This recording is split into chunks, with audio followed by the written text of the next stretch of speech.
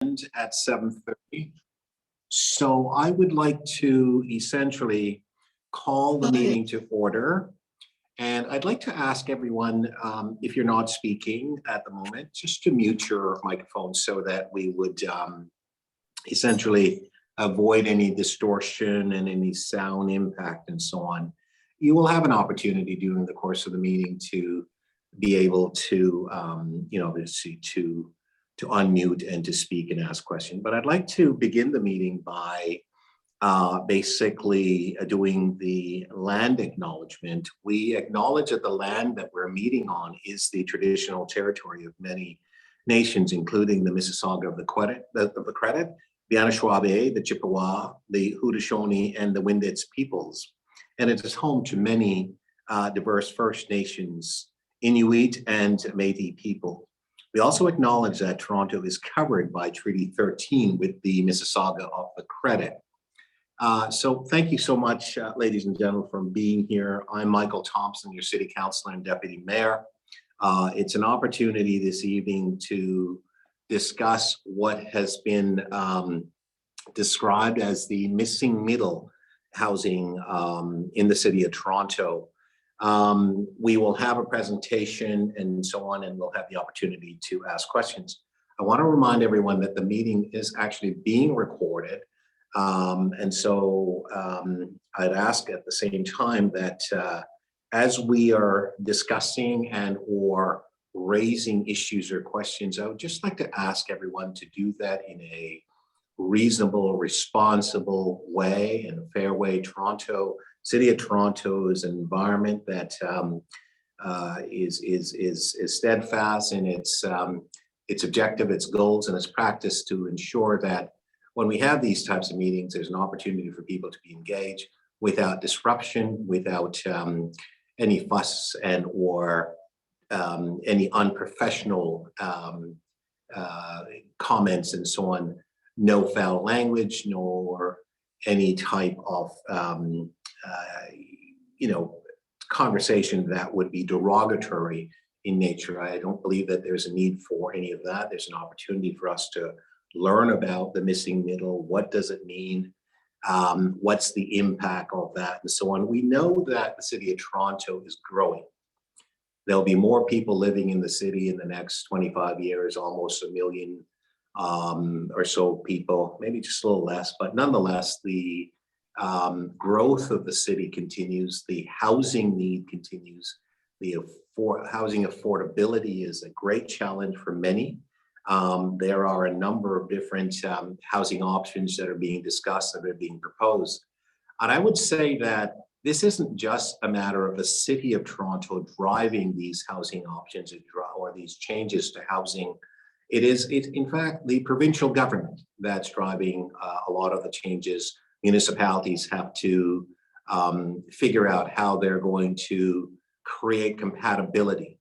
It's really important to understand, particularly neighborhoods that are well established and so on, single family residential neighborhoods, where there are pressures from a variety of different sources to change and to bring about sort of opportunities in which to ensure that we can get more opportunities for housing for people, whether or not it's a son or a daughter or a grandson, and or people who have lived in the community for a long period of time and their housing needs have changed, whether or not there's opportunities for them to make the changes. I can hear a buzzing sound. I just want to remind everyone just to make sure that you mute your microphone, please. It's rather disruptive with respect to the sound. So thank you very much. It's really important to understand what is actually taking place. The provincial policy on housing mix and complete communities and so on, those are forming some of the changes and transformation that's taking place.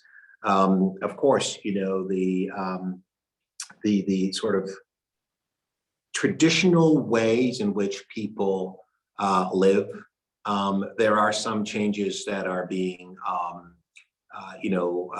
spoken about and policies are coming into place. But at the same time, we have to realize that the changes that are being suggested either by the provincial government and or by extension the city government, it actually has an impact. It has an impact on neighborhood. It has an impact on how people live and how they, feel that they should live and so on. And that it's an opportunity to discuss many of those concerns and so on this evening. So I know that we'll get to that and we'll have an opportunity for people to be able to ask questions.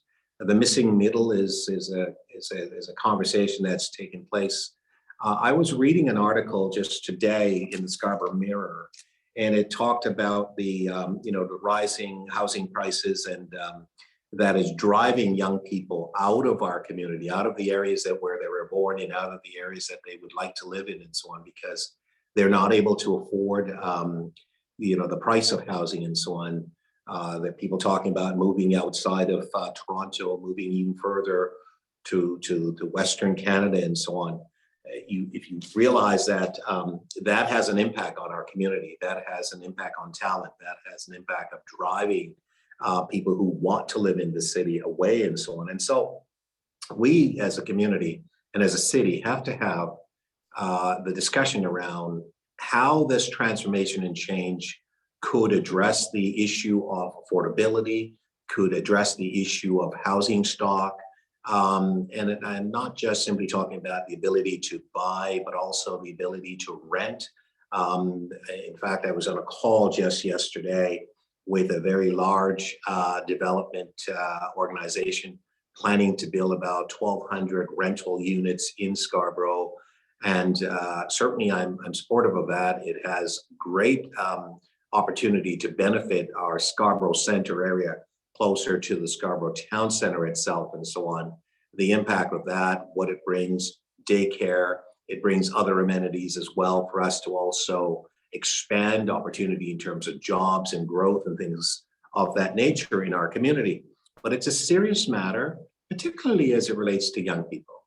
Young people who are looking at getting their start, certainly in a job, earning whatever they're earning, want to be able to afford, acquiring a property and so on. And I think that we have an obligation in terms of working to facilitate the opportunities of change, to see how we can address that.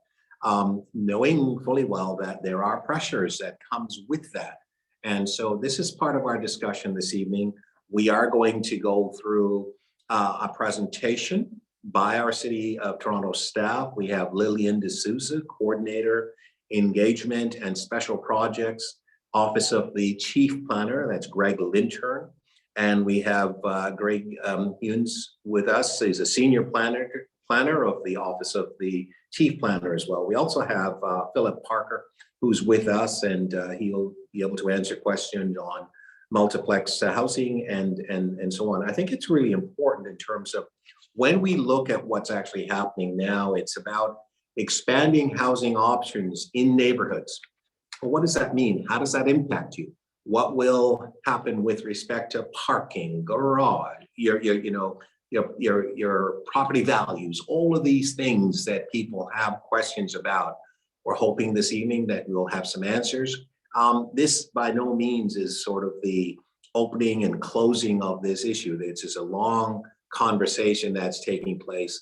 I wanted, on behalf of my community, to facilitate information, to provide an opportunity where members of the community can ask questions, have a conversation, get information, start to kind of look at what impact is going to be and to work together in order to respond.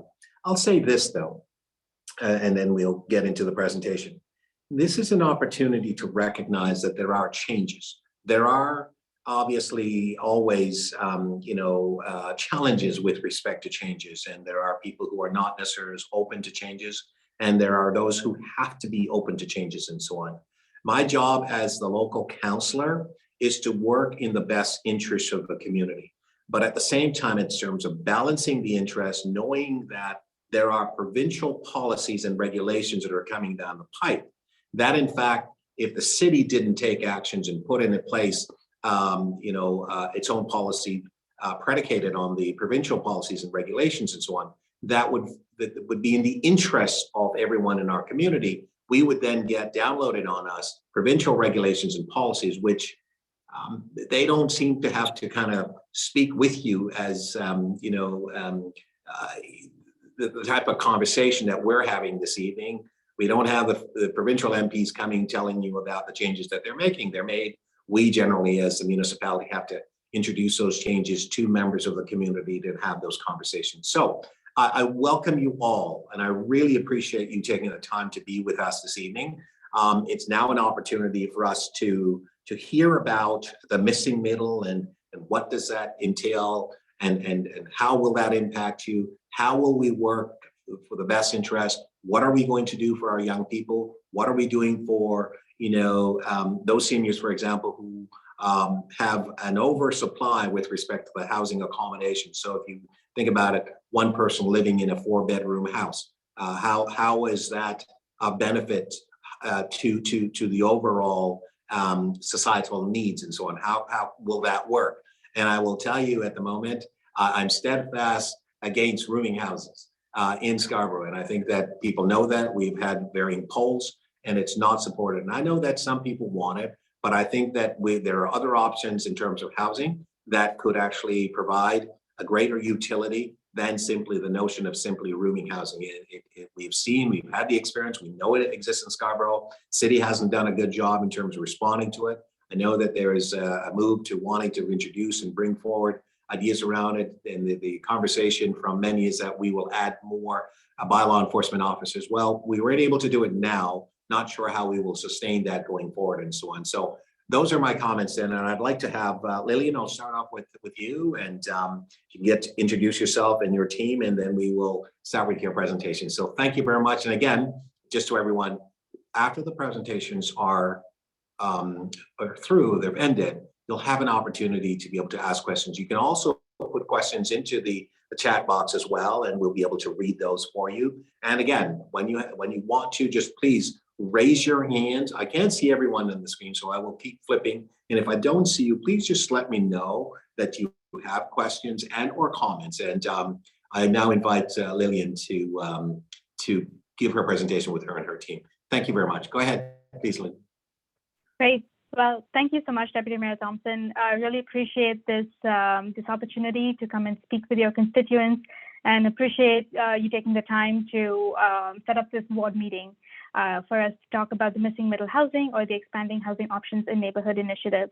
So in addition to Philip and Greg, I also noticed that another co-lead of the multiplex team, Melanie Melnick, is also in this meeting. She's a project manager in the Strategic Initiatives Unit in City Planning. So she will also be available to answer any questions you might have about the multiplex project. With that, I'm just going to share my screen. We do have about a 15-minute presentation, but we'll go through it fairly quickly, so we have a majority of the time saved for questions. My colleague Greg Ewens will be delivering the presentation. Thanks, Lily. And thank you, Deputy Mayor Thompson, for having us tonight, and for your opening remarks. You covered a lot of ground and points that I was going to mention in the presentation too. So it was a fantastic introduction.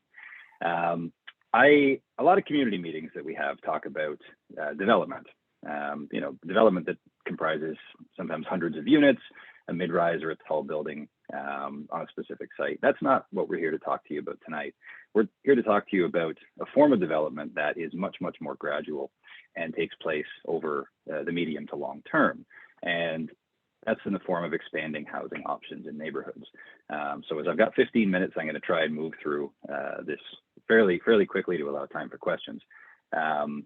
What is expanding housing options? Well, in July 2020, City Council asked city planning staff and staff from a number of other divisions to look at opportunities to permit different forms of low-rise housing in neighborhoods where they aren't currently permitted.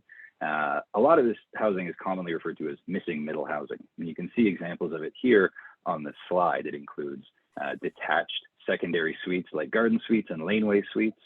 It includes all sorts of multiplex houses, triplexes, duplexes, fourplexes, various forms of townhouses and low-rise apartment buildings, all in and around between 2 and 4 stories. And this is housing that actually exists in a lot of different areas of the city. It exists across Toronto. In fact, 30% of the residents of the city live in some form of missing middle housing. However, we call it missing because it's very challenging to build new under the city's current zoning and policy rules. Less than 1% of new residential construction in the city year over year comprises missing middle housing. So that's something that we're looking to change, because this housing provides a very important opportunity for people at different ages, incomes, abilities, life stages, people who want to downsize and remain in their communities. It gives them options within communities that may otherwise be limited to certain housing types and certain levels of affordability. Next slide, please. This is a citywide study. We're looking at lands across Toronto, and you can see here on this map, this is the whole city. This is a map that is located in the city's official plan. It's called the land use map. I won't get into a lot of detail on this, but like a number of the maps in the city's official plan, it delineates where we grow, where we remain stable. It delineates our environmental areas, our parks, shown in green, our employment areas, shown in purple, red and brown being mixed use and regeneration areas where the majority of growth gets accommodated. And then you have the neighborhoods, which are shown in yellow. And these areas, next slide, please. These areas cover the majority of any other designation in the city. And, you know, these are the areas where you find mostly 2 to 3 story houses, sometimes small apartments, parks, schools, local stores, other amenities. Toronto's neighborhoods are the place where many of us live. And they're an important part in Toronto's identity, but they also play a critical role in the function of the city. They provide housing. Next slide, please. So why are we looking at missing middle housing? Well, we're looking at how to permit new types of housing that can be built in neighborhoods, housing that looks a lot like what's already there, for a range of family structures, different ages, incomes, as I said, you know, for empty nesters who want to build and move into a garden suite in their backyard, for a young growing family who needs more space and wishes they could rent a new 2 or 3 bedroom unit in a converted house close to their kids' school, their daycare, their friends, or for the person who serves you your coffee in the morning, or your beer in the evening, so they don't have to take transit from an hour or 2 away just to do their job. It's very challenging for people in many situations to find housing in the city. And we have a very fulsome policy regime that directs the city to provide more housing options. The Planning Act, shown here, talks about policies to permit 2-unit houses as a minimum, as well as a residential unit in a structure in the backyard, so a laneway suite or a garden suite. In the growth plan and in the provincial policy statement, both documents talk at length about complete communities, providing a range and mix of housing options, including additional units to accommodate people in different life stages, different levels of affordability, and so on. And this is just a summary of these documents. There are a lot of helpful policies in these that, you know, point to the direction of providing, you know, incrementally more housing in these areas in the city to address our population needs. Next slide.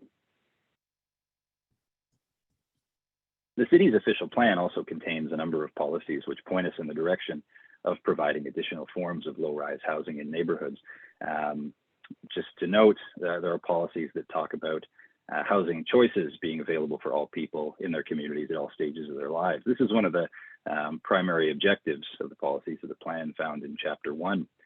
We also have policies that intend that the city allow for a range of residential building types across the city, as well as within neighborhoods. And the policies that govern neighborhoods still intend that physical changes are gradual and they fit with the existing character and neighborhood patterns.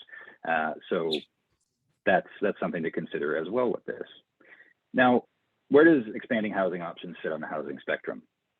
There was a report a couple of years ago that talked about the myriad of strategies the city is undertaking to provide more forms of housing across the spectrum of affordability. And you can see that spectrum here. Expanding housing options is specifically focused on market rental housing primarily, though there are options for requiring affordable rental housing in this work as well. But I think market rental housing, the provision of it is important, and there's certainly demand and need for it in a lot of communities. There's a report that was published earlier this year by City Planning that talks about the demand for different forms of housing in different areas across the city, up to our growth plan population target horizon of 2051. And low-rise rental family-size housing is one of the areas that we anticipate the most demand. So this is trying to speak directly to that for all the reasons that I mentioned earlier. Next slide, please. What is the scope of this work? Well, here it's broad. It includes 19 or so discrete processes that are happening, a lot of them simultaneously, and some of them happen afterward as monitoring and whatnot. But there are several core initiatives that are underway, and all of these, all of these practices, all of these processes are found in the work plan report that was adopted by City Council in July of 2020. So we have 6 what I call core initiatives, things that are looking at new forms of housing, such as multiplex housing, garden suites, looking at rezoning the city's major streets to support more missing middle developments, looking at introducing or reintroducing local retail and service permissions into neighborhoods. And we'll talk about all of those briefly in just a minute. We also have a pilot program where we're looking at developing missing middle housing on city-owned properties in the Beaches, East York. And we also have a group of staff looking at neighborhood change research and how zoning influences population trends and demographics across the decades. As part of this, we also are looking at barriers and opportunities. So there was a parking review that was undertaken last year that picked up missing middle housing, and in December of last year, City Council voted on a report to remove parking minimums for most uses, including a lot of missing middle housing. It doesn't prevent people from building parking, it just doesn't require parking in all cases. We're also looking at opportunities to, incentivize the creation of new housing in neighborhoods, and look at process barriers, to create an opportunity that is supportive of people that say want to build a garden house for a garden suite for one of their kids to live in the future, or for themselves to downsize in.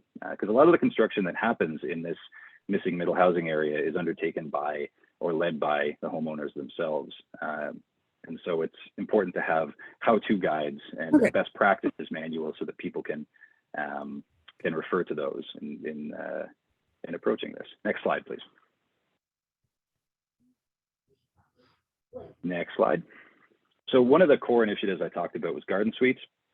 On February the 2nd of this year, a couple of weeks ago, City Council approved changes to the official plan and the zoning bylaw for garden suites. So garden suites are a small detached accessory dwelling unit that's permitted in the backyard. It's a rental housing unit. It can also be used by extended family. And it's generally not able to be severed. So it's a rental or owner occupied suites, and it has to be designed as a self-contained unit. Not all properties, of course, will be suitable for a garden suite, and there's a range of criteria that delineate where and what the setbacks are, and the height, angular planes, etc., regarding a garden suite if you want to build one on your property. For more information, the website below, toronto.ca/garden suites, has information for you. Next slide, please. Here are a couple examples of what garden suites might look like in practice on an interior lot and a corner lot. As you can see, one of the things that we deliberately did with garden suites is make sure the footprint of the suite could be no larger than a detached garage that you can already build on your property under the current bylaw rules. We also have green space, green backyard open space provisions that are more specific than what's currently in the bylaw now. So, there was an intent to preserve green space, growing space for trees, and also to make sure that the scale of the garden suite was not outsized with the rest of the house. It has to be subordinate in scale to the house. And these are generally serviced by connections from the house. Next slide, please. Multiplex housing. And for this, I believe I'll turn it over to either Philip or Melanie, my colleagues, to talk about their work on multiplex housing. Thanks, Greg. So I'll talk to you a bit about multiplex housing. And just on this slide, we're talking about what actually we mean by multiplex housing. And what we mean by that is housing with 2, 3, or 4 units in a single building. And as Greg said, multiplexes already exist across the city, but they're limited where they can be built newly or where conversions can occur from existing houses. So multiplex housing can be built in a variety of forms, some of which can be indistinguishable from single unit housing. And that's especially the case when people have converted a single family house into multiple units. So the photos below just show examples of some existing multiplexes across the city. Next slide, please. These are the guiding principles we're using when taking our multiplex study, when we're working with our multiplex study. So the key principles are that we would like to see neighborhoods for everyone. We know that by creating more units in the low-rise neighborhoods, we can offer a larger variety of people the chance to live in the low-rise neighborhoods. We recognize that Toronto is commonly known as a city of neighborhoods. They vary in scale and in form, but are generally shared. The shared characteristic is that they're low-rise neighborhoods, so under 4 stories across the city. We want our multiplexes to be green and livable. And then the key kind of goal, policy goal of our multiplex study is to facilitate multiplexes across the city. So we're looking at barriers that exist in the existing zoning bylaw and the existing policies that prevent them from being built. And we're hoping to streamline the process a little bit to make it a little more accessible for people to build these multiplexes. Next slide, please. So what we're studying is allowing multiplexes in all neighborhoods by permitting additional units within the general height and size of residential buildings that are already permitted.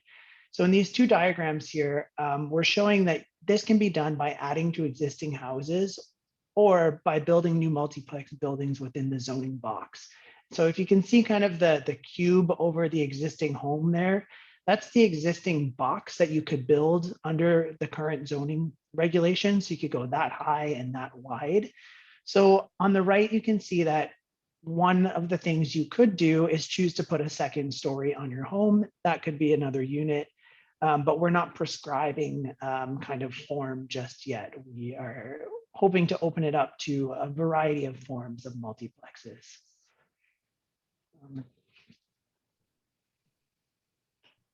I think it's going back to Greg for this. Thanks, Phil. So neighborhood change research, it was a piece of work that looked at the link between different zoning across the city, different residential zoning and population and demographic trends. And there's a report on this and a bulletin that went to the city's Planning and Housing Committee in November of last year. And we'd be happy to provide that link in the chat and through the Deputy Mayor's office if you'd like to read that. And just there's a lot of information in that report, but overall, some of the observations were that while there's a lot of variables that play into this, areas that have less restrictive zoning, so allow for more missing middle housing, result in more gradual shifts in population density over time, and generally have more stable populations that don't decline through population cycles. There are a lot of neighborhoods in the city, low-rise areas specifically, where because there's very limited opportunity to build different forms of housing, the cyclical nature of population changes has resulted in population declines in a number of areas in the city. And I noticed some people have been asking about infrastructure in the chat.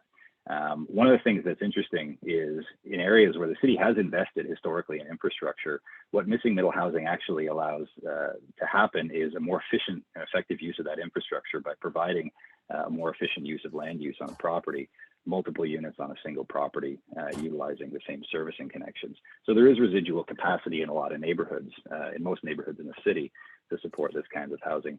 But the other thing we see in this work is that uptake is gradual. I'll use laneway suites as a good example. The laneway suite bylaw was passed in the middle of 2018. Since then, we've had fewer than 100 laneway suites built. It increases the number of permit applications we get increases every year since 2018, but it's something that happens gradually and incrementally. It's not an overnight shift. And the number of units that are created within neighborhoods, like I said, it happens gradually. So this is a medium to long-term project. Next slide, please. We're also looking at work on rezoning major streets. And when I say major streets, I mean generally wider rights of way that are identified as major streets in the city's official plan. There are about 250 kilometers of these streets that are designated as neighborhoods. There are opportunities on these streets, primarily because they often have good access to transit or other infrastructure or commercial spaces, and the lots tend to be deeper and are able to accommodate a little bit more development in the missing middle form than you might be able to accommodate on interior neighborhood lots. The city's official plan also has policy in it currently, which distinguishes between lots on major streets and lots on in the interior of neighborhoods. So this is work that we'll consult more on in 2022 and report out on in 2023. Next slide, please. Another thing we're looking at is providing opportunities for people to build and establish spaces that support populations within neighborhoods. So support walkable communities, support local living, support community spaces for gathering, connecting with people in your neighborhood. And things like local grocers and a bike repair shop, coffee shops, that sort of thing. And right now, a lot of these types of uses exist in various forms across the city, but they're very challenging to establish new. And what we see is uses that existed historically, local commercial type uses that are converted into residential are rarely ever converted back. These are important spaces to help us achieve the city's objective and the provincial objective of providing complete communities. And they can be very convenient if you have to pick up some produce to supplement dinner, when you get home from work and you don't want to get back in the car.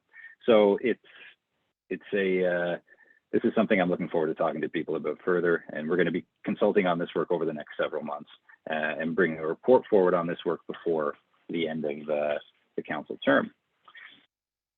We're also looking at amending the city's neighborhood policies generally. So neighborhood change can be a challenging thing. And neighborhoods really have always been changing. It's important to remember that they just haven't been changing physically all that much. Physically speaking, the city's neighborhoods have been more or less the same for the last several decades or longer. New houses that are built are about the same size as the older houses for the most part. And nobody's been building tall buildings in the city's neighborhoods. But because they've changed so little, these areas also have in many cases seen populations remain stable or decline, in contrast to the significant growth and change experienced in other areas of the city. But while they haven't changed physically very much over time, the makeup of people who live in neighborhoods certainly has, and the people who are able to live in the city's neighborhoods certainly has. So what our work intends to do is answer some of these questions here to provide a policy response that aligns with provincial policy in the growth plan, the provincial policy statement, and the Planning Act, to provide a mix of housing options that support people, family structures, incomes, ages, and a form of housing that is the same scale, really, as, or in the case of garden suites, a smaller scale than what already exists across neighborhoods. And recommendations on that work will come forward in 2023 as well. So lots more time to have conversation about that. Now, when all of this work gets put together, this is not any particular neighborhood in the city. It's an area with some laneways, a major street you see on the right, local streets on the left, lots with fairly deep yards, some fairly shallow yards, singles, semis, other types of low-rise housing. And next slide, please.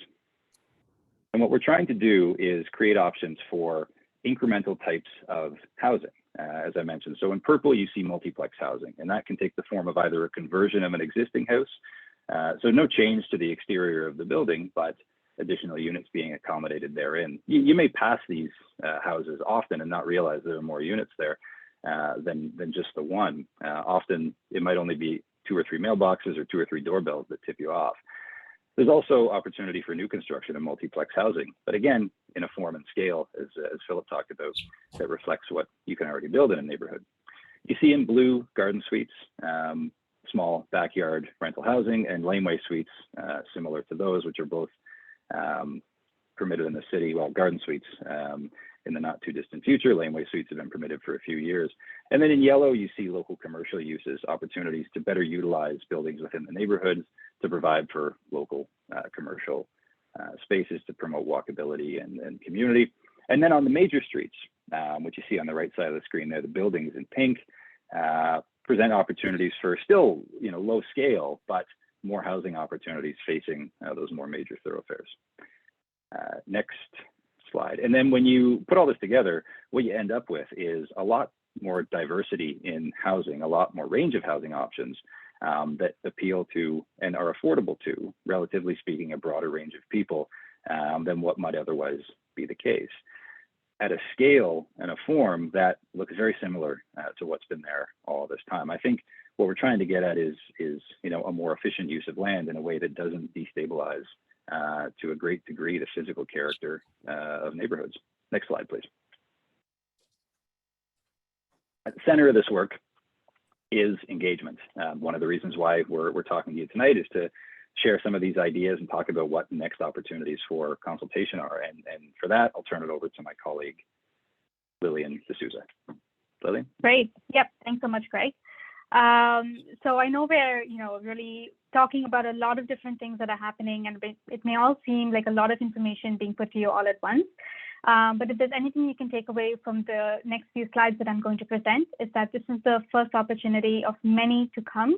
The conversation is only just beginning, and we will be out in the communities through the spring to keep having this conversation, answering your questions, and we look forward to that. So in this next slide, what I will talk about is the things that we've already, we're looking at in terms of our engagement toolkit. We have such a range of different stakeholders who are involved in this process. And this kind of toolkit gives us, as staff, the opportunity to engage at different levels and at different scales. So you'll see on the slide that we have meetings that are with the industry, so talking to the small scale developers, local planners who are, kind of building missing middle housing or trying to in the city. We're talking to youth, stakeholder meetings, so residents associations, local grassroots community groups.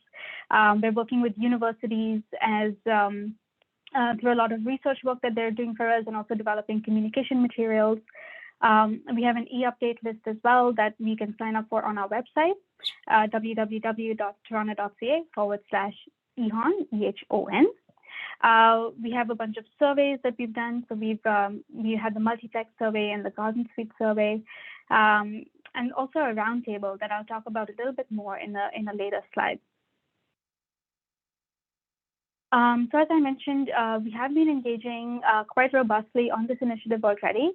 We have been doing mostly virtual engagement because of the pandemic, but that's also given staff the opportunity to engage with a wider range of people who might not otherwise participate in the process.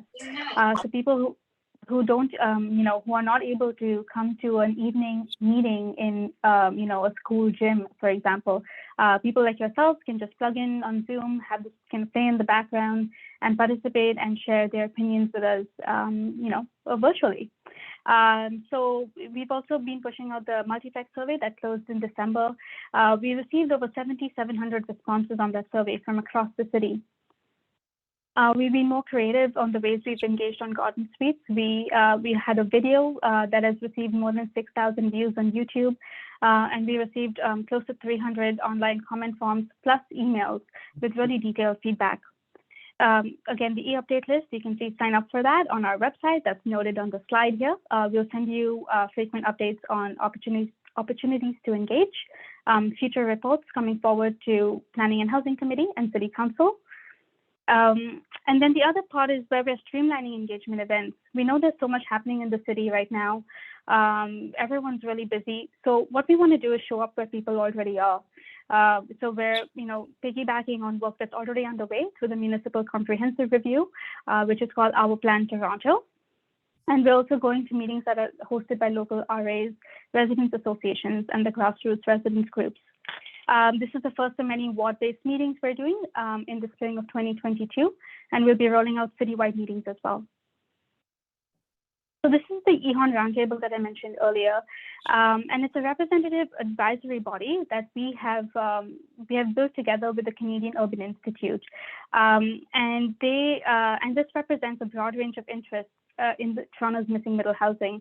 So we have people like small-scale developers, we have urban planners, academics, But we also have community agencies who are representing indigenous communities in the city, youth, renters, newcomers to the city, people who have so far not been centered in the housing conversation, but who have been really facing the impacts of the lack of housing options in the city.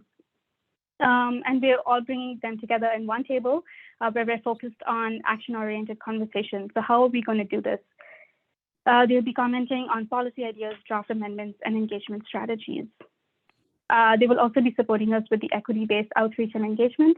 So in the spring, they'll be engaging their own constituencies and communities on behalf of the city and bringing their feedback back to the city. So this is in a nutshell the engagement plan for the next few months.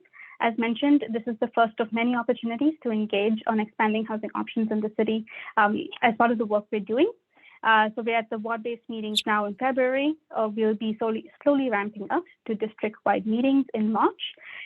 So we'll communicate the dates through Deputy Mayor Thompson's office as well, so you can join us at that meeting. And then we're ramping up slowly again to the citywide meetings in March and April. Throughout this, we will be having videos, DIY toolkits, so do it yourself. If you want to have your own engagement with your own community members and send the feedback to the city, you're welcome to do that. And we'll be posting updates and surveys as well. So that's it. I'll hand it off to Greg to talk about next steps, and then we can get into the Q&A. Thanks, Lillian. Just quickly, a couple of takeaways. So it's important to note that provincial policy, well, policy at the local, but also the provincial level supports and directs the city to expand housing options across Toronto in a variety of forms. And we're doing this incrementally so that it's not all in the form of one omnibus report that comes forward to council. You know, Garden Suites was its own process. The multiplex work is its own process. Same with the major street work. And this occurs over a period of time. And council has an opportunity to consider these individually, as do residents and other stakeholders through consultation. So it's important to note too that many of the forms of housing we're considering align with the existing scale of what's in neighborhoods, and in many cases exist in neighborhoods already. And in the case of major streets, some may be larger, but for the most part, the scale is generally what you come to expect from neighborhoods. It's just a different use of the land to allow for more housing options. There's lots of opportunity for outreach, as Lillian just covered. And this is one part of the city's overall housing and growth strategy. And I think that's important to stress because, you know, we get a lot of questions about, well, how is this going to contribute to affordable housing? Well, you know, the city has inclusionary zoning, which was recently approved by council. We have Housing Now, which is developing affordable housing on city sites. We have other programs to create affordable housing. You know, with Garden Suites and Laneway Suites, we have incentives, financial incentives for people to rent their suites out at affordable rates to people, and that's via an agreement in the process with the city. And we're looking for other opportunities for that too. But this work primarily will deliver market rental housing in forms that you wouldn't normally find in neighborhoods across the city. And you know, a good example, let's say you're a young family and you're looking for a place to live in a neighborhood near a school you'd like your child to go to, or an area in your family. You may not be able to afford to buy a detached house or rent a detached house, and a basement apartment may not suit your family or household composition, but a unit, a 2 or 3 bedroom unit in a multiplex house may, or a garden suite may be exactly what you're looking for. Those options don't necessarily exist in much of the city right now, and that's what we're trying to help introduce. And this is a long-term initiative. You know, this takes, the uptake of this will be gradual, and it happens over a period of years. All of the data that we have suggests that will be the case, both in areas that are already more permissively zoned in the city and from our observations in other cities. So coming up over the next several months, there'll be consultation on multiplex housing and the local commercial work. And we look to bring forward reports on those matters to council for consideration before the 2022 election. We'll have other consultation events throughout 2022. We're developing best practices and how-to guides for garden and laneway suites at the moment to be published later on this year. We have the roundtable, as Lillian discussed, and in 2023, we'll be bringing forward further reports on potential official plan amendments, major street rezoning, and other work. So there's lots to come. this happens incrementally, and there's a lot of opportunities for consultation. So let's stay in touch. Please visit our website at toronto.ca/EHON, and you can sign up for e-updates. Just put in your email and you'll get updates on when meetings are happening, when reports are going to committee, and how you can be engaged.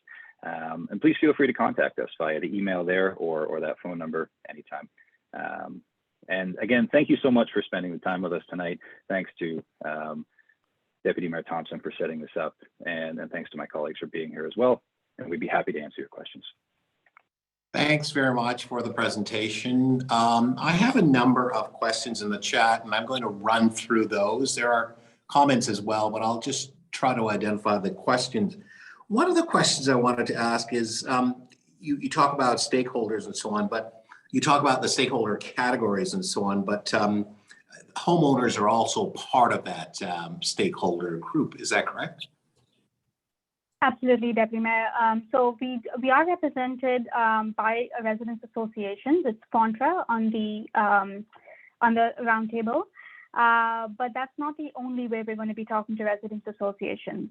Okay. You know, either through your office, we can coordinate a meeting, but we'll also be hosting separate meetings with maybe citywide residents associations as well. Fantastic. Thank you so much for that. So let me start with the questions that are here. No particular order. I'm just going to open up the chat and just read the questions because I want to thank everybody for submitting their questions. This is very helpful. The first one is, what does affordable actually means? Who determines the annual income, and who are the requirements, and are the requirements consistent across the city? That's the first one. So I can take that. When we talk about affordable housing, the city's definition of affordable housing generally corresponds to 100% of the average market rents across the city. And I'm not sure what the current number is. Philip, you might know. I know in policy, I know you keep an eye on that number fairly often. But with regard to criteria, the way that this connects to expanding housing options is through the subsidy for affordable laneway suites or affordable garden suites. And if you're applying for that, which is a grant of up to $50,000 that you can use for process, design, construction, you have to enter into an agreement with the city, and that's with the Housing Secretariat, which administers the city's affordable housing program. So they have, they're experts in administering these programs and ensuring that the people that are renting the units have been income tested, and there are other criteria as well in an agreement you enter into with the city. So that's in the case of units that go through that grant program. Otherwise, the units that are created through expanding housing options are market rental units primarily. And I like to focus on the relative affordability of those units compared to other options that may exist in communities. Fantastic. Thank you very much for that. Next question is, there's a question about the what is the definition of a rooming house? And then there's a second part of that question. I think that's for me, but I'll answer that. So if you just provide a definition with respect to rooming house, please. I'm not sure if there's anybody on the call more qualified than I to give that example or that definition, but my understanding of the city's definition of a rooming house is that a rooming house or a multi-tenant housing unit comprises a number of bedrooms which share a common. It's different than a self-contained unit, which is what we're looking at through expanding housing options in neighborhoods, whether it's in a multiplex or a garden suite, where you have an individual unit, an apartment unit that has its own washroom, kitchen, and living space facilities. In a rooming house, you can have separate people renting and living in spaces that share common areas such as kitchens, and that would constitute a rooming house. So they're different uses. Thank you very much for that. That's very helpful. That is the overall definition. The question is, why are you opposed to it? That would be for me. I'm opposed to it for a number of reasons, actually. First and foremost, the surveys that we've done in the community, the results that we've had, about 95% of the people that we've surveyed in Scarborough Centre do not support rooming houses for a number of reasons. We have seen that the challenge is dealing with the ones that are illegal. The city itself has not been able to address those. And I think that the belief is that We don't believe that the city going forward is going to be able to address the challenges that will come.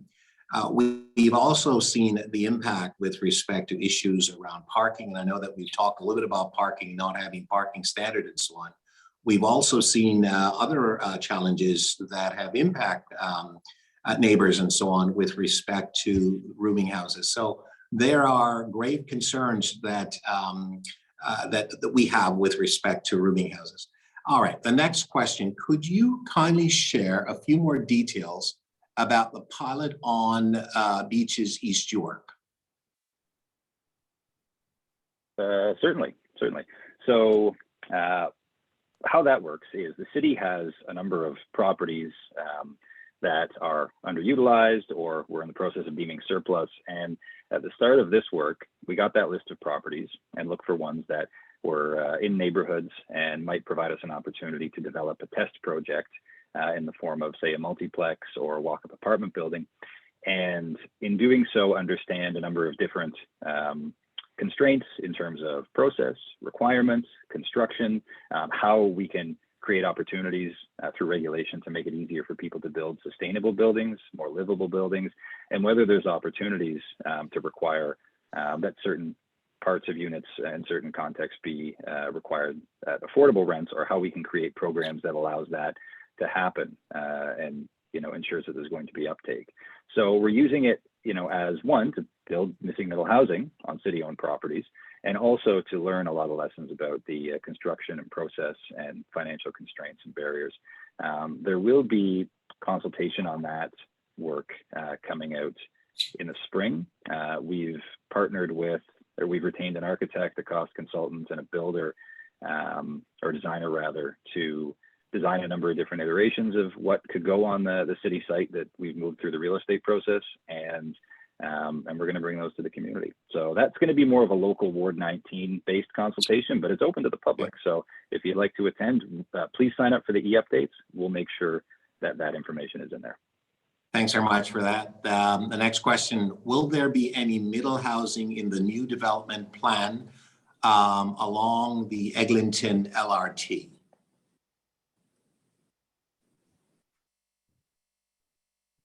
Good question. I don't have the map of the land uses along the LRT, Eglinton LRT, in front of me, but I can tell you that the scope of this study looks at neighborhoods across Toronto. So if there are any neighborhood designated areas along the LRT route, then they would be picked up in this work.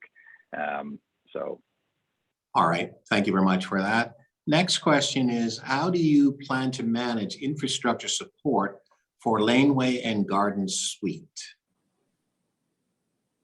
The question that we looked into while we were doing the work on both of those initiatives, working with our colleagues in engineering and construction services, Toronto Water, and others, about ascertaining the residual capacity in areas in the city, and basically relying on their expertise to determine whether or not the anticipated construction of garden suites would pose an issue with regard to servicing capacity. And in both cases, staff were not concerned about the ability of existing services to support that incremental density. As I said, there are about 40,000+ lots in the city that you could build potentially a laneway suite on, and we've had about 100 laneway suites built in 3 years. So this happens gradually, and the impacts on local area services has been negligible. We anticipate the same thing to be the case with garden suites. Thank you very much for that. Next question, why is the public only hearing the approval after council voting? This is in regards to garden suites? I'm not sure. I think it's maybe just an overall comprehensive. I mean, this is a part of a process, right? An ongoing process. Yeah. So the garden suites work was actually consulted on over most of 2021. There were a series of meetings in the spring last year that were attended by several hundred people, and we also did the citywide survey, which was responded to by several thousand people. There was the video.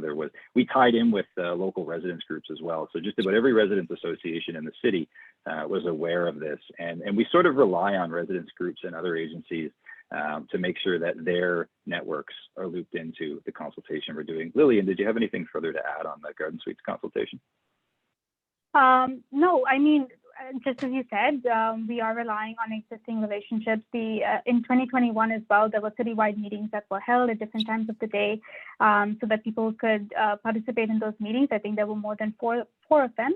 And the city staff have also been made available to, have one-on-one conversations even with residents through email or call. All the contact information is on the website. With respect to the other initiatives that they're bringing forward through EHON, as you said, Deputy Mayor, this is a process. No decisions have been made yet by council. We are engaging on the ideas now that we have presented in the November 2021 report on multiplexes and in the February 2022 report, where we talked about the changes to the neighborhood policies in the official plan. So just to make sure I'm clear with what you were just saying, you were saying that this is part of an ongoing process. Lots of decisions should be made. This is an opportunity for public input in that process. Is that correct? Absolutely, that's correct. Thank you. Okay, thank you very much for that. I'm just going to keep moving on. There are a lot of questions. Some people have asked a variety of questions. I'm going to ensure that I can read questions from everyone as opposed to just specific individuals who have multi questions as well. I'll try to get back to those as best as I can. Next question, how do we know that this plan will solve the unaffordable spike in housing price? Are we focusing our solution on mitigating the root cause of the housing problem? What is the root cause of the problem, I guess? That's a big question. It is. I think with with expanding housing options, what we're doing is providing opportunities. Daddy. My son's going to bed. I'll. Daddy. Okay. You know what? Can I put a pin in this question and come back to it in 2 minutes? Of course, yeah, that's fine. That's fine. We're intruding on My you, apologies. so. I will. right. I will answer this. I'll be right back. My apologies. All right, thank you. All right, so let me go to another question here. It says, if the idea is to have residents stay in our neighborhoods, how are Airbnbs avoided with garden suite and other multiplex housing to prevent the new available units from becoming businesses for short-term rentals, taking away from more possible supplies of affordable housing? Won't this all increase housing price anyways, making it even less affordable? In Barrie, there's affordable housing plummet after approving and building garden suites. Okay, I can start responding to that question. Sure. And maybe when Greg returns as well, he can add to it. The Airbnbs, any new Airbnbs are all subject to the bylaw that we already have in place, and that was significantly consulted on. So there is now, bylaw. You can't rent out your unit for more than, I think, 3 months of the year. And there will be fines associated with that. So we have a bylaw in place, and all of the units that are coming up through this work will also be subject to that same bylaw. With respect to the affordability piece, I mean, that's a really big question. And I think the answer also lies in what Greg was going to mention earlier. It is a bigger question around affordability in the low-rise neighborhoods. Right now, what we're seeing is people can't afford to buy there. They can barely afford to rent there. The status quo of the zoning that presently exists is not creating new housing options for people. And we've seen, even in the last 2 years of the pandemic, that housing affordability has gone out of reach for most of the people living in the city. People have left the city, in the last 2 years itself, and it's going to continue. But we also have to welcome more than 750,000 new residents by 2051. Those are the targets in the growth plan. So we do have to accommodate more growth and keep our residents staying here, and that's the way to providing more housing options. I can leave it to Greg to talk about Barrie. I know that he has met with them as well, so maybe he can. Yeah, I've met with Barrie on Garden Suite. Okay. On the affordability piece, I think in addition to Lillian's comments, which cover just about everything I wanted to mention, there's no one reason why housing affordability has gone the direction it has. I think there are both supply and demand side issues that have to be addressed. The city has the ability to address some of those problems, but not all of them. In various ways. I mentioned the Housing TO Action Plan, which goes from 2020 to 2030. that covers a lot of different initiatives we're pursuing to create affordability across the spectrum of housing, whether it's deeply affordable housing, shelter space, or relatively more affordable market rate housing. And expanding housing options is one piece of that. It's not a magic bullet, but it is a necessary piece to build more relatively affordable supply in areas where there is clear demand for it. Other things have to happen on the demand side as well, and that's, you know, in a larger part the role of the province and the federal government. But there has to be a coordinated effort across all three levels of government to address affordability. We're just one piece of that. And on the Barrie piece, actually, on the garden suites and affordability, it's interesting. Yeah. I've talked with a number of people who have built laneway suites since the bylaw was passed, and the same will be true of garden suites. They're actually not a great investment if you're looking at an immediate return on your capital.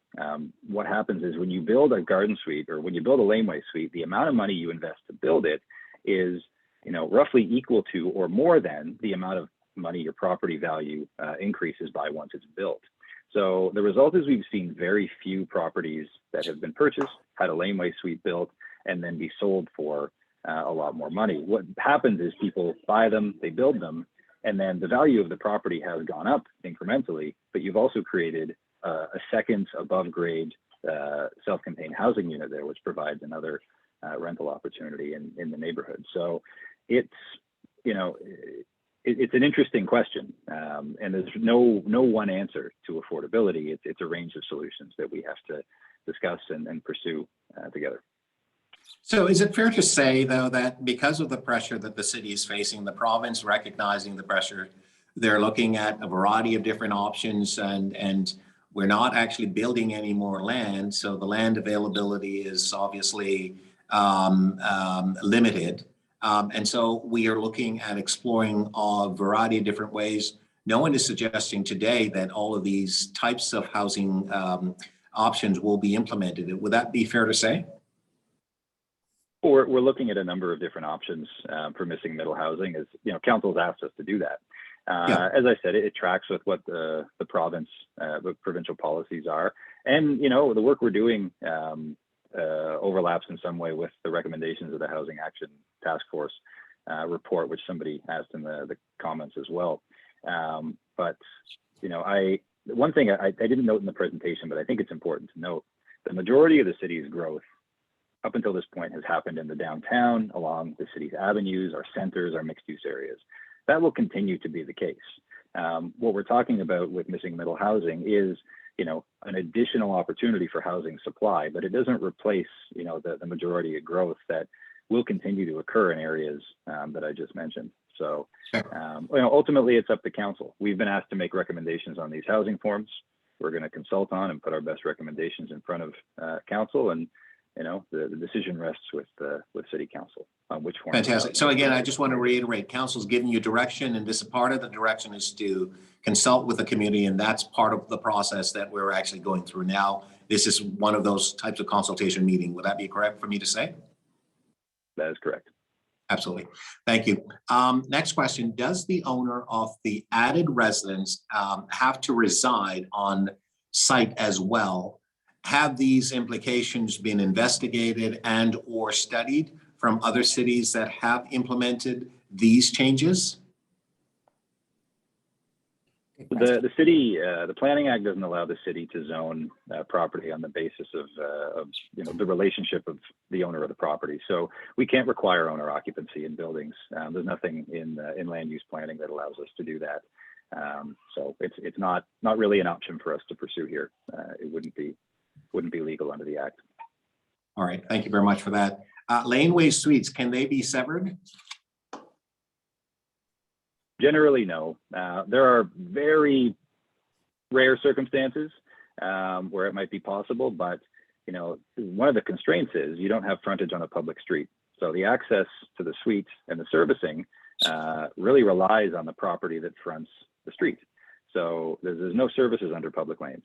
So if you want to get water and sanitary services, you're generally connecting to the main house. I think there might have been one application to attempt to sever a laneway suite since the bylaw has been passed. Just about everyone I can think of is on the same lot as the house, and it's a rental tenure. or occupied by extended family. Okay, thank you for that. Next question, are the results of the multiplex housing available for review? I can answer that question, and maybe Thank Phil you. and Melanie can support. Yes, so we haven't published the full results of the multiplex report. There were 7,700 responses, but we have summarized the results in the February 2022 report.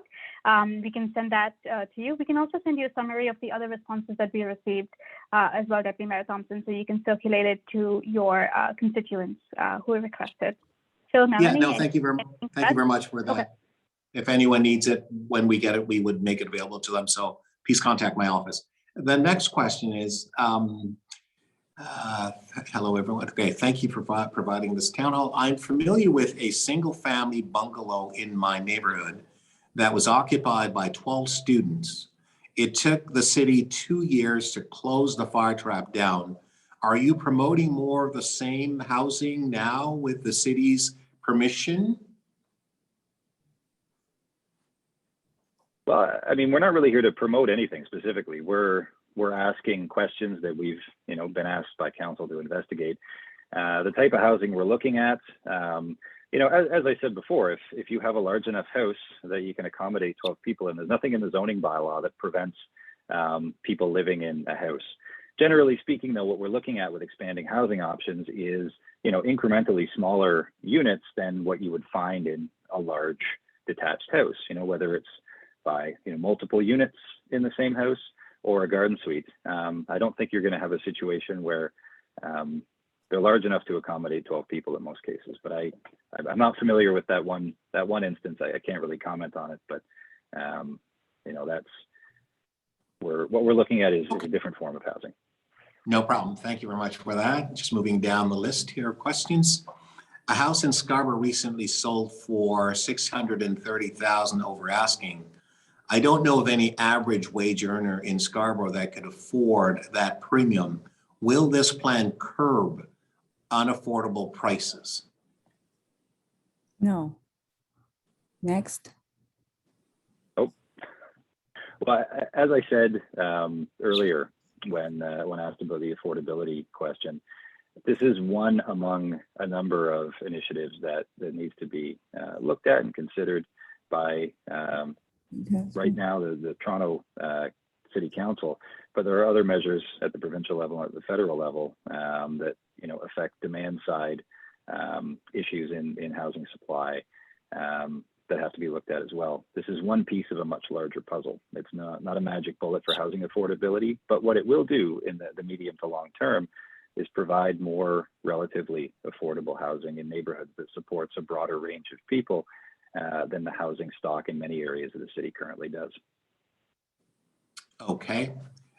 Next question. How will these changes impact our property taxes?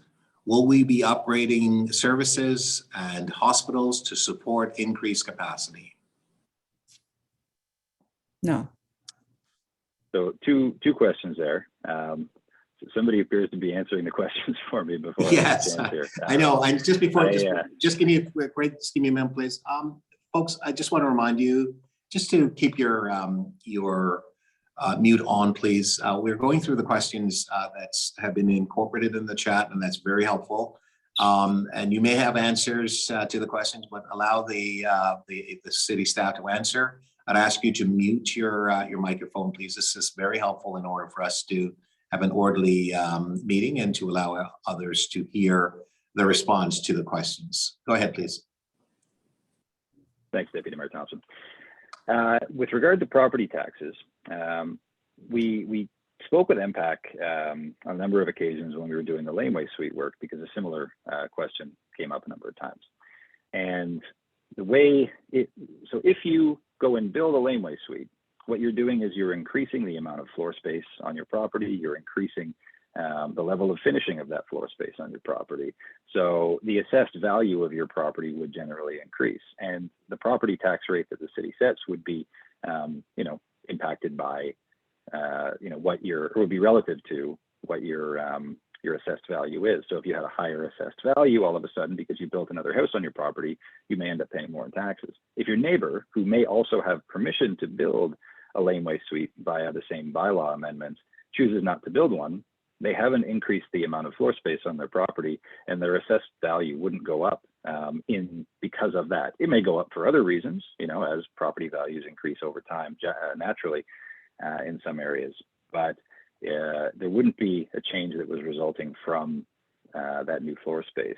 MPAC looks at building permit data in determining whether you've added floor space to your dwelling, and they make changes to the assessments based on that periodically, and a number of other criteria. But generally speaking, if you aren't acting on the new zoning permissions, there really isn't going to be much of a change in your assessed value beyond the other natural changes that occur over time.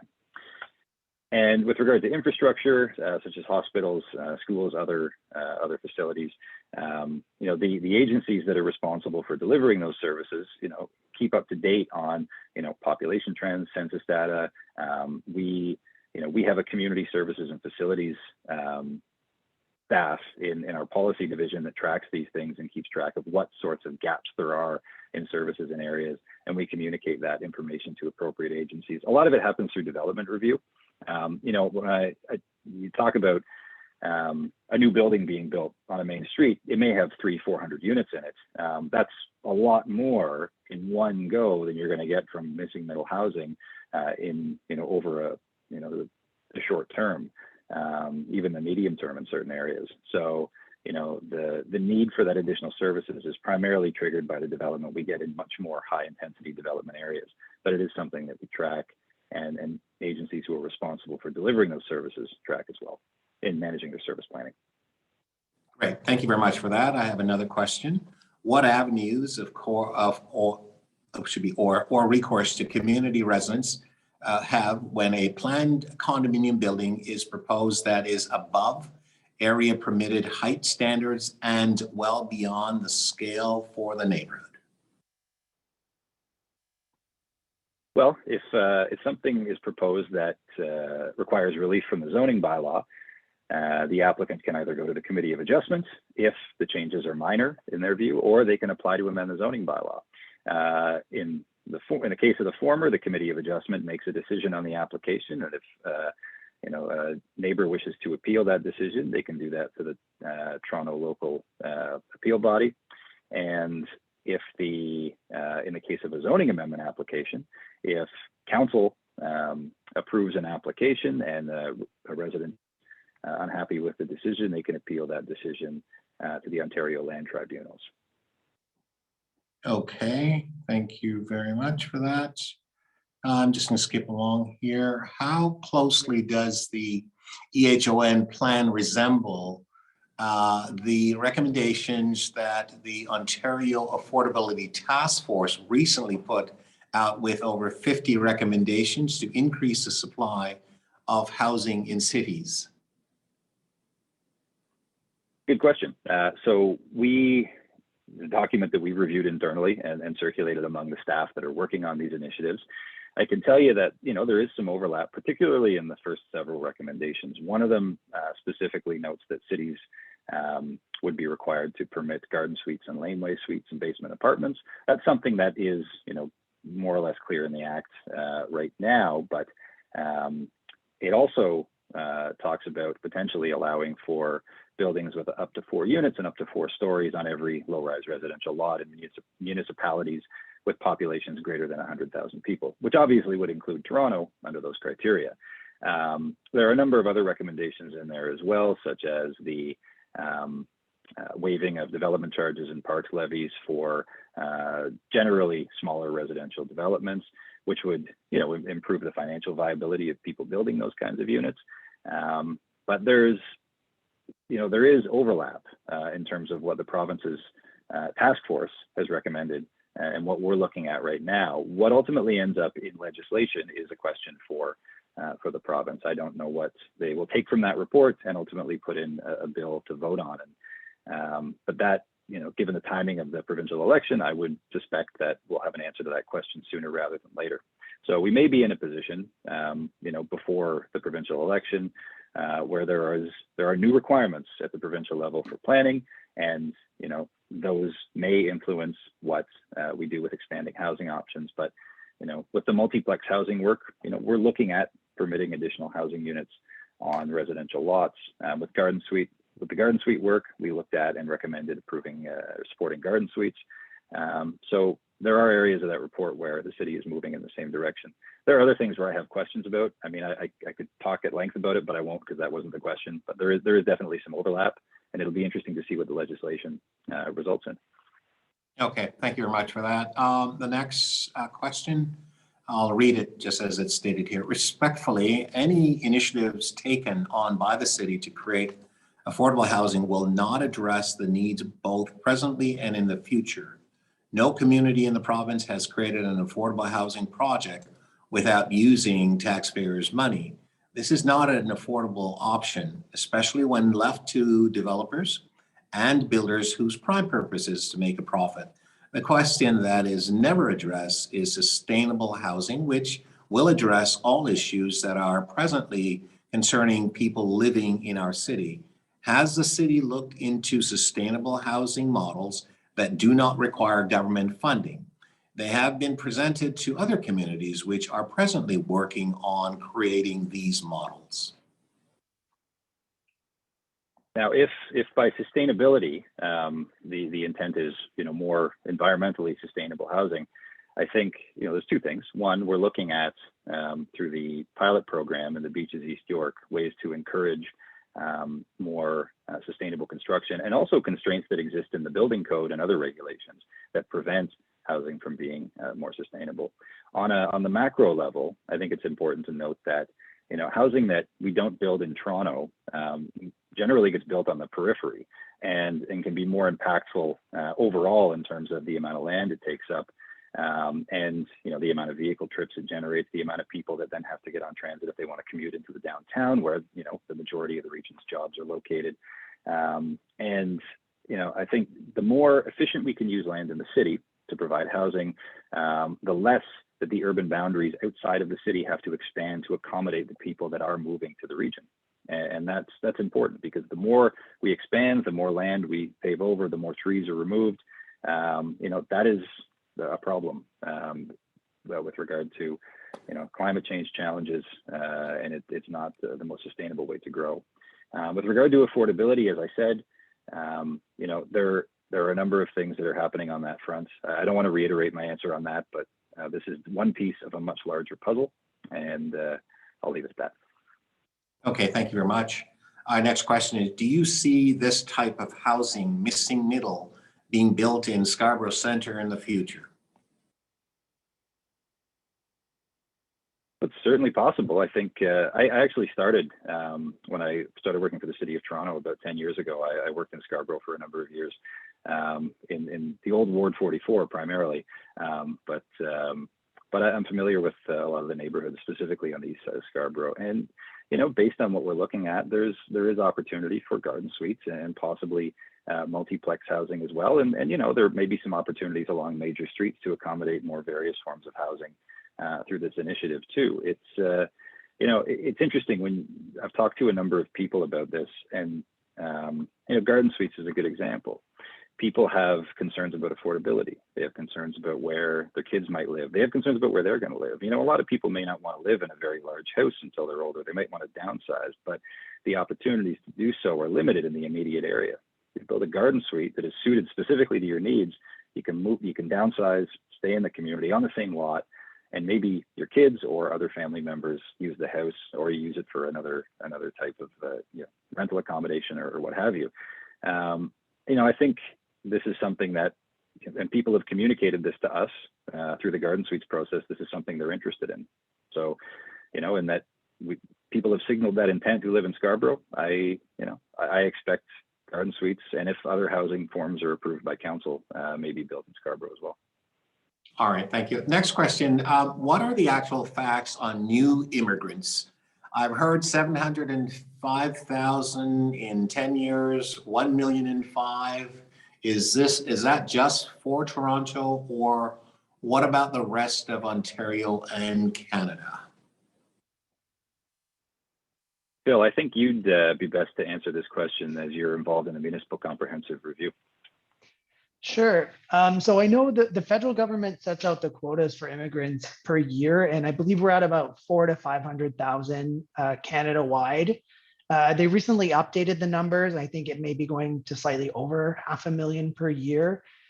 We know the GTA takes in a large proportion of those immigrants every year. I don't know the actual proportion for the city of Toronto specifically, but what actually guides It's our just growth- under 100,000. Just under 100,000, okay. Yeah. But what actually, the numbers that we get from the province, which guide our growth, come from the growth plan. And the numbers that we're planning for, I think as Greg mentioned, are an additional 700,000 residents by 2051. Okay, thank you very much for that. Next question, for Garden Suites, what are the access requirements? Oh, for garden suites, so access to garden suites would be, in the case of most interior lots, through the side yard. And in order to meet the requirements of the building code, you need to have a meter of clearance for a height of 1 story from the streets to the garden suite. And that can be entirely on one lot, or there's an opportunity to enter into an agreement with your neighbor to share that access over both of your properties. If you're on a corner lot, access is of course much easier because you can get access from the side lot. Councillor, Deputy Mayor Thompson, there is a summary of the Garden Suites permissions. I will post it in the chat, and I'll also send it to your office so you can circulate that to your constituents. Okay, that is wonderful. Thank you very much for that.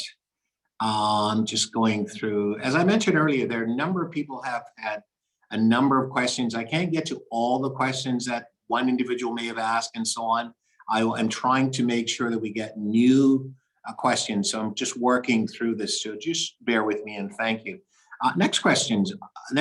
Are there any additional grants if I, as a real estate investor, would want to work with your office to help the housing problem?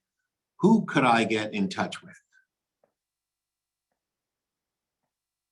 Well, whether there's any grant programs for the creation of affordable rental housing isn't something that would be administered through city planning. I could provide you with contact information to staff at the Housing Secretariat, and there may be programs at either the city or provincial level they could connect you to. All right, that is very, very helpful. Let me just go through here and looking at next question. All right, so that's one. Okay. Please carefully define affordability, specifically in Scarborough, where there are more marginally challenged residents. So I mentioned earlier, the definition of affordability that the city operates on is 100% the average market rent for the city as a whole. So I believe that results in say $1,200 a month for a 1-bedroom apartment, which may not actually be affordable for people at certain in parts of society. So what there are opportunities for the city to create affordable housing at 80% average market rent, at even deeper affordability levels. And whether it's through Housing Now or whether it's through affordable housing that we secure in development applications, we routinely try to deepen the affordability. But that is a definition that's the baseline that we work with. And then, as I said, affordability can be deepened from there. But there's a financial cost to that, of course, to further subsidize the unit. And just to add to what Greg said, I posted in the chat, I did respond to this question as well. Very recent work at the City Planning Division, we've updated the definition, so it's tied to incomes now as opposed to the market rent. So, we're lowering the threshold to which you can, qualify for affordable rents. It's too technical to get into this. I'm not the expert as well, but there is contact information on the website, and I posted the link in the chat. All right, thank you. Okay, a final question here, and I'm just going to try to read through as it's written here. Will this revitalize former residential units in houses that were once duplex or apartments above stores that are now commercial? I don't know who'd like to take that one. Well, I suppose it depends where they're located. If it's in an area that's zoned for commercial and residential uses on a main street, chances are you have the permission to convert the unit back to residential if you'd like. Although if Right. it's an old storefront in a neighborhood where you had 1 or 2 apartments above, that's something that we're looking at as part of the local neighborhood retail and services work. So. All right, well, thank you very, very much for that. I want to thank everyone for coming to tonight's meeting. As has been stated by our amazing professional staff, this is a series and a collection of initiatives that are being brought in to the concept of the missing middle housing. The rationale and the reasoning behind this is that City Council is attempting to respond to the housing needs currently from the city and the future needs that will exist in the city. The province itself is responding by providing directions to municipalities that they are going to ensure that within the frame of the Provincial Planning Act and policies regarding communities, complete communities, and so on, that they will actually have the ability to either impose if municipalities don't want to actually work and implement the sort of expanded notion of increasing more housing options. I think it's really important for everyone to understand that the purpose of this meeting is to inform, is to provide you with information. And also to let you know that things have not been finalized. Council has given staff directions based on the provincial, if you will, direction and or policies. Council has made certain decisions around, for example, laneway housing and so on. And it's really important that the decisions that are being made is obviously thoughtful and provides the opportunity for members of the community to provide their input and so on. This is part of that exercise. It's a lot of work to be done, and this is not going to happen overnight. One of the things that I'd heard from some members of the community, they thought that the city was going to come in and bulldoze their homes and put in and expropriate their homes and so on. Ladies and gentlemen, that's not what is actually on the table. There's no way that the city would do that, first and foremost. It would not be legal, and I don't believe that any members of council would support that. In fact, the community would be up in arms. It just makes no sense whatsoever. And so what we want to do is to provide information for residents to be able to hear from the experts, the people who are working on these files, to understand where and how they can actually be involved. We know that we have a crisis in the city, which is the need for more housing. We know that more people are moving in. We know that the price of housing continues to rise. We know that people's wages are not rising in the same way and so on. So there are huge pressures, and there is a role to play for government, and there's a role to play for the developers and the private sector and so on. More importantly, though, there's a role for the residents to play with respect to their own communities and so on, because there are potential impacts and we have to figure out what those are. We have to negate them because we don't want to have these impacts impacting residents in a negative way and so on. So this is a start of a conversation. It's a process. You have heard how you can engage in that process, how you can get information. If you don't have enough information, please just contact my office. I will ensure that you get the needed information that you need and want. I want to thank everyone for coming out to tonight's meeting. I want to thank the amazing staff of the city. I want to thank my staff as well for being involved with respect to ensuring this meeting is run really smoothly. And for those who are interested in getting a copy of this recording, I will make it available because we have recorded it and it's available to you should you wish to spend some time to examine some of the comments and some of the points that our staff have made. So I want to wish everyone a great evening, rest of it, and to encourage you to stay safe and healthy. And thank you so much for participating in tonight's meeting. I appreciate your time. Thank you. Good night, everyone. Thank you. Jillian, it's great to see you. All right, we'll talk again. Thanks. Thank you for coming. Thanks, Counselor. Have a great night. Okay, bye-bye. Thank you. Thank you, everyone. Good night. Great job, folks. Thank you. Thanks. Deputy Mayor Thompson, someone has asked us to submit written responses to the unanswered questions. We'd be happy to respond to anything we didn't get a chance to. So if you just want to send us the chat, we can do that.